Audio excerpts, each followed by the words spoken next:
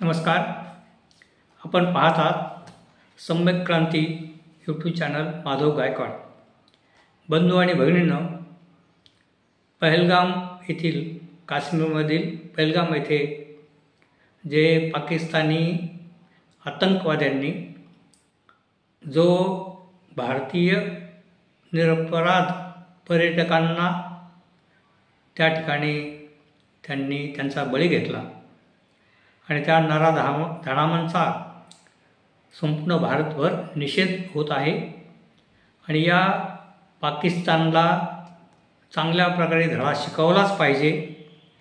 पाकिस्तानमध्ये शिरून त्यांचा बंदोबस्त केला पाहिजे. आणि एकूणच भारतीय जनमानसामध्ये पाकिस्तानच्या संदर्भामध्ये अत्यंत तीव्र अशा भावना झाल्या होत्या आणि या पाकिस्तानवर कारवाई करायलाच पाहिजे आणि त्या ठिकाणी सैनिक घुसवायलाच पाहिजेत. आणि मोदी साहेबांनी आता कठोर निर्णय घेऊन आपल्याला हे जे हत्याकांड पाकिस्तानच्या माध्यमातून झालेलं आहे त्याचा बदला घेण्यासाठी कठोर पावलं उचलायला पाहिजेत, अशा पद्धतीचे सर्व भारतीय नागरिकांचं म्हणणं असल्यामुळे आणि या सगळ्या जनतेचा ज्या तीव्र भावना आहेत या लक्षात घेऊन आणि माननीय नरेंद्र मोदी साहेब यांनी एक कठोर निर्णय घेतला व आपल्या सैनिकांच्या माध्यमातून आणि सैनिकांना आदेश देऊन त्या ठिकाणी पाकिस्तानी हद्दीमध्ये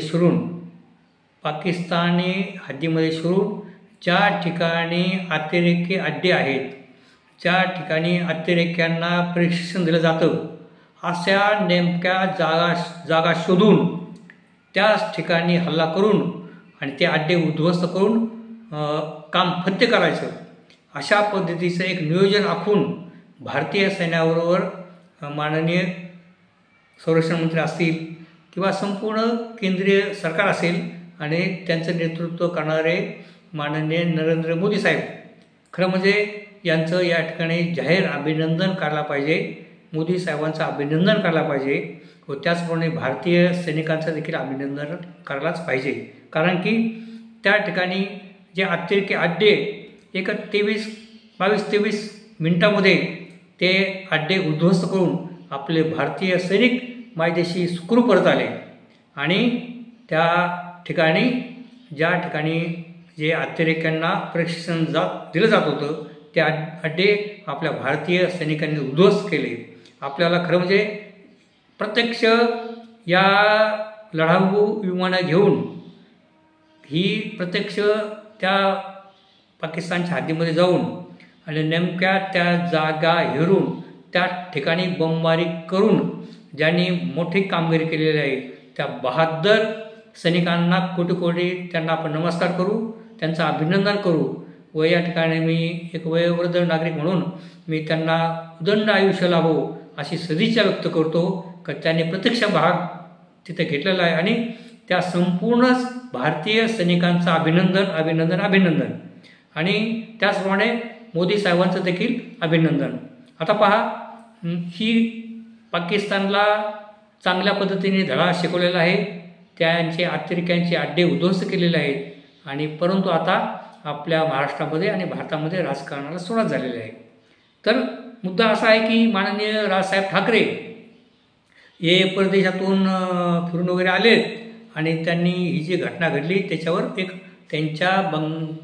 त्यांच्या शिवाजी पार्कमध्ये असणारा जो बंगला आहे त्या बंगल्याच्या खाली त्यांनी जी पत्रकार परिषद घेतली त्यावेळच्या प्रसंगावरून आणि राजसाहेब ठाकरे त्यांनी जे विधान केलं त्या संदर्भामध्ये आता जोरदार चर्चा चालू झालेल्या आहे.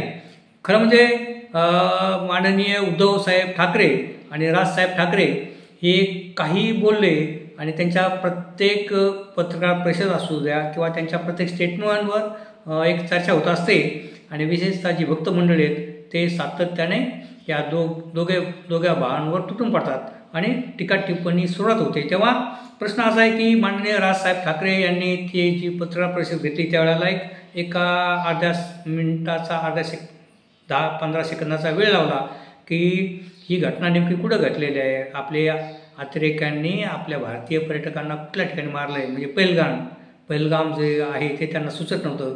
तेव्हा त्यांच्या बाजूला उभा असणारा कोणी कार्यकर्ता असेल त्याने ते राजसाहेबांना सांगितलं. मग ते म्हणाले की पहिलवान. तो एक मुद्दा त्यांचे जे विरोधक आहेत, टीका करणारे जे भक्त आहेत, ते आता ते म्हणतात की त्यांना ती घटना, ते स्थळ देखील पटकन आठवलं नाही. दुसरं महत्त्वाचं की जे पत्रकार लोक जे माईक घेऊन ते पुढे पुढे धावतात आणि तोंडापर्यंत माईक नेतात, त्या संदर्भामध्ये राजसाहेब हमेशाच बोलतात की तो माझ्या तोंडाला लागेल किंवा तोंडात घुसवतो का, असं ते सुरुवातीला बोलत असतात. हे यापूर्वी देखील आपण अगोदर पाहिलेलं आहे. परंतु राजसाहेब म्हणाले की तुम्ही आता असं करा, त्या माईकाला आईस्क्रीम लावा म्हणजे माझ्या तोंडाला वगैरे. तर ते पण त्यावेळेला एक प्रचंड एक गांभीर्यपूर्ण गोष्ट आहे आणि त्या पत्रकार परिषदेमध्ये राजसाहेब असे बोलले. तर याचं भांडवल करून जे भक्त मंडळी आहेत आणि जी पत्रकार मंडळी असतील, काही यूट्यूब चॅनलवाले असतील, ते राजसाहेबावर टीका करत आहेत. परंतु त्या ठिकाणी माननीय राजसाहेब ठाकरे यांनी जे काही मुद्दा मांडला, तो मुद्दा पण महत्त्वाचा आहे की ज्या मैदानामध्ये ही घटना घडलेली आहे आणि त्या परिसरामध्ये ही घटना घडलेली आहे, तिथे अतिरेकी येतात आणि परत सुखरूप जातात आणि ते अतिरेकी पकडले देखील जात नाहीत. तेव्हा त्या मैदानात ज्या अत्यंत प्रसिद्ध जे प्रेक्षणीय स्थळ आहे, त्या ठिकाणी जर पूर्ण काश्मीरमध्ये चप्प्यावर ठिकठिकाणी नाक्यावर मिलिटरी आहे, पोलीस आहेत, यंत्रणा आहे, तर त्या मैदानामध्ये मग पोलीस का नव्हते? त्या मैदानामध्ये मिलिटरीचे जवान उभे का नव्हते? त्या मैदानाच्या आजूबाजूला त्या ठिकाणी जी घटना घडली, त्या ठिकाणी आजूबाजूला जर 4-10 कमांडर असते किंवा पोलीस असते किंवा रायफलधारी जवान असते, तर ही घटना शक्यतो टळली असती. परंतु ही त्रुटी राहिलेली आहे आणि सरकारला ही त्रुटी का विचारू नये? आणि विशेष म्हणजे पहा, प्रश्न असा आहे की हे जे मोदी भक्त आहेत, अर्थात आपण या घटनेमध्ये मोदी साहेबांचं अभिनंदनच करत आहोत आणि जगभर त्यांचं अभिनंदन होत आहे आणि भारतभर अभिनंदन होत आहे. मुस्लिम नेत्यांनी देखील मोदी साहेबांचं अभिनंदन केलेलं आहे आणि सर्व मुस्लिम नेत्यांचं तर म्हणणं आहे की आणखीन पाकिस्तानवर हल्ला करा आणि त्यांना चांगली अद्दल घडवा, असं मुस्लिम नेते देखील म्हणत आहेत. तेव्हा तो अभिनंदन आपण करू. परंतु सरकारच्या काही चुका असतील किंवा सरकारच्या काही सूचना असतील आणि या सरकारला किंवा मोदी साहेबांना कुणी काय बोललं, एखादा नेता बोलला, तर त्याच्यावर हे जे मोदी भक्त पत्रकार आहेत किंवा यूट्यूबवरवाले आहेत किंवा जे काही लोक आहेत, ते प्रवक्ते आहेत, ते या राजसाहेब आणि उद्धव ठाकरेंना तुटून पडतात. त्यांनी फक्त प्रश्न विचारला की त्या मैदानामध्ये एक सुरक्षा का ठेवली नव्हती, त्रुटी राहिली, तो प्रश्न का विचारू नये? आणि ती माणसं सही सर्वात गेली आणि ते अतिरेकी अद्याप आपल्याला मिळाले नाहीत, असं प्रश्न सरकारला का विचारू नयेत? आणि असं जर प्रश्न विचारले तर त्या माणसावर टीका करण्याचा काय प्रश्न येतो? परंतु प्रश्न असा झालेला आहे की मोदी साहेबांना कुठलाच प्रश्न विचारायचा नाही किंवा सरकारला कुठलाच प्रश्न विचारायचा नाही, फक्त मोदी साहेबांची स्तुती करायची. आता या ठिकाणी आपल्याला एक उदाहरण म्हणून सांगता येईल की रामदास आठवले नावाचे जे मंत्री आहेत, ते संसदेमध्ये ते प्रचंड इतकं बहुमोल सदन आहे का तिथे एका सेकंदाचा, एका मिनिटाचा अत्यंत महत्त्व आहे.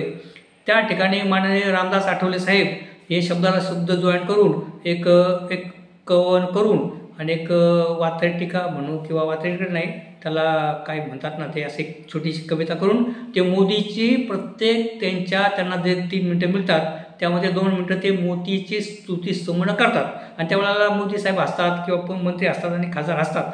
तर ह्या माननीय नरेंद्र मोदी साहेब किंवा भारतीय जनता पार्टी असेल, यांचे जे समर्थक आहेत किंवा जे भक्त आहेत, त्यांची अशी अपेक्षा आहे काय की फक्त मोदींची स्तुती करायची आणि मोदींना कुठला प्रश्न विचारायचा नाही किंवा सरकारला कुठला प्रश्न विचारायचा नाही आणि फक्त स्तुती स्तुमनच व्हायची, हे विरोधी पक्षांनी करायला पाहिजे का?